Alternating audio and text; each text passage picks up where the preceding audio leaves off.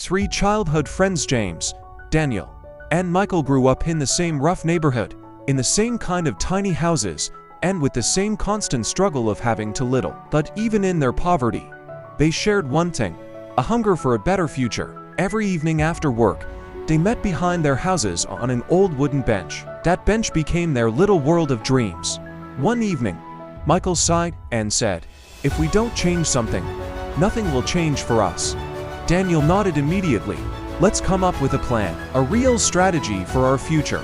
Right there, under the fading sunset, they created three simple rules. The first rule was to save at least 20% of whatever they earned.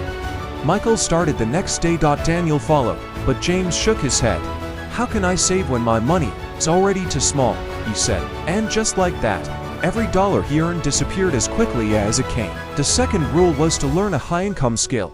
Michael chose graphic design and stayed up late watching free tutorials. Daniel learned digital marketing, practicing on an old laptop that barely worked.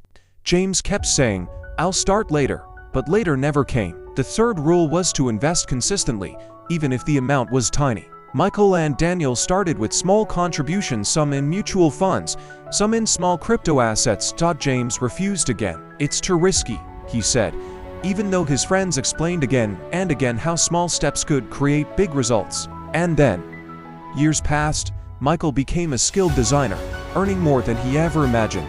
Daniel became a top digital marketer, helping businesses grow and getting paid well for it. With their steady savings and slow but consistent investments, both friends bought land, built rental properties, and created multiple streams of income. They were once poor, now they were comfortable, successful, and respected. But James never left the starting line. He was still in the same neighborhood, doing the same job, complaining about how difficult life had become. And one evening, when Daniel and Michael returned to visit, they found him sitting alone on that same old wooden bench. James looked up at them, envy mixed with regret in his eyes. "You guys made it. How?" he asked, his voice low. Michael sat beside him and placed a hand on his shoulder. Daniel answered gently, "We didn't do anything special. We just followed the plan we made together. You could have been here with us." James swallowed hard, and for the first time in his life, he realized the truth. The difference between the rich and the poor is often the decision to act or the choice not to.